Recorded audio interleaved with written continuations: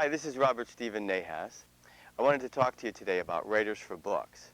What's important to understand is that all writers are not created equal. You can have article writers who are very, very talented in writing articles. In fact, they could be a Pulitzer Prize winning article writer. But that doesn't automatically say that they're qualified to write a book. In most cases, they're not. Though I don't want to make any enemies here. Of course, I'm sure there are many who can. But the point is this. A book writer is specialized in and trained and so forth in handling a lot of data and being able to make that data, that information flow properly and so on. To the nth degree, there's a magnitude of information that needs to be manipulated and remembered at all times. So with that said, certainly if you find an article writer or someone who can manipulate that kind of information, that much information, then by all means consider them. But writers for books typically are book writers. That's what you want to look for. So where do you find such people?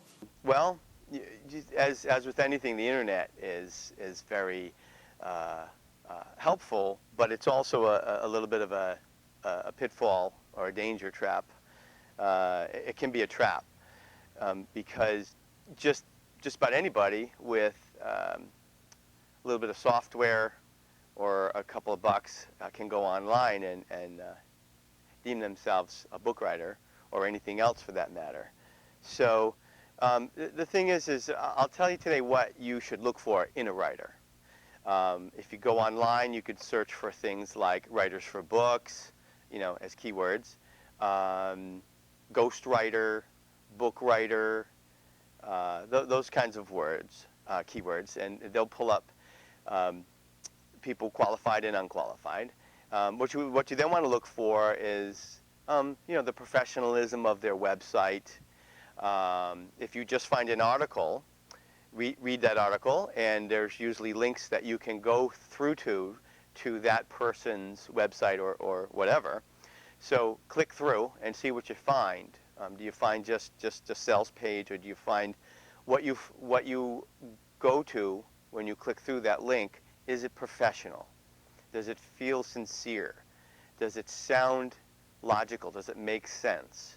So a lot of this has to do with you sticking with your gut on it, and how do you feel about this person? And that brings up the point about when you're looking for writers for books is the compatibility factor. Does that person seem to you to be someone who could possibly be a nice match for you, where you would get along, you would be comfortable with that person, telling them a lot of personal things, if it's a memoir, or very trade secret information or very valuable information that you're going to entrust this person in. Can you trust them, and that kind of a thing. So you look for professionalism.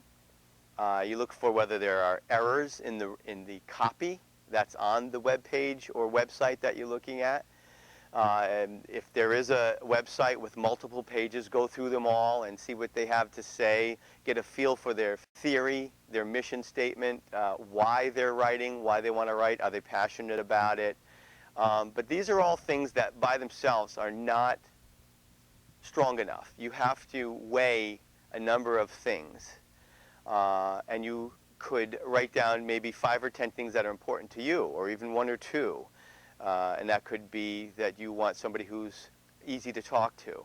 So that can be an important thing.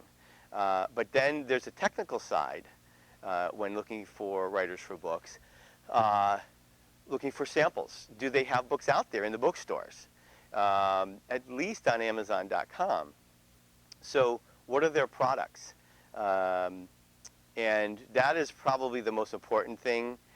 And also realize this. When I send samples to someone, I get a little nervous because quite often I find that people are looking for this sample, which is just sort of a random book. Okay, here's a memoir if it's for a memoir or autobiography. Or here's a technical book. that has to do with, a how to do something because the client wants to write a how-to book.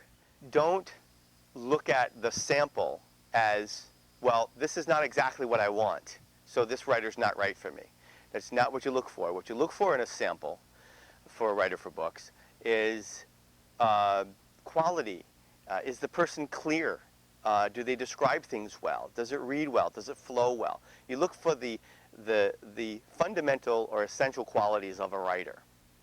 So that's all I'm going to talk about today, and I appreciate you listening in, and let me know if there's anything that I can tell you about. I'll happily share the information with you. Again, I'm Robert Stephen Nahas. We're going to be posting more and more videos on a regular basis that will help you to become a successful author. Thank you.